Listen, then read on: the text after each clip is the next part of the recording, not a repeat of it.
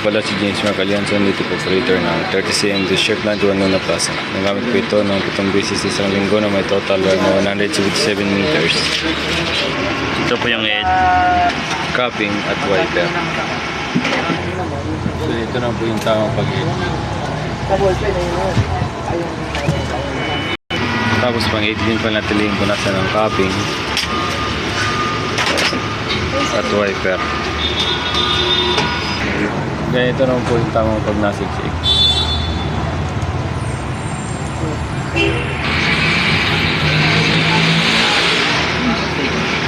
Buo naman po siya. Ito po yung waste tank. Kakapalit lang po nito kahapon. Ito naman po yung ABR. Ito naman yung mga use At unused. Meron akong 3 film, 3 powder, 4 na white, isang cyan, isang magenta, 2 black, 4 na yellow, 2 solution na isang QE solution. Ito naman yung weekly physical inventory ng 30cm updated naman po. Ito naman yung consumable withdrawals ng 30cm na gamit po ako ng 2 film, isang powder at 2 white. At ito naman yung daily output recording ng 30cm from July 13 to July 19, updated naman po.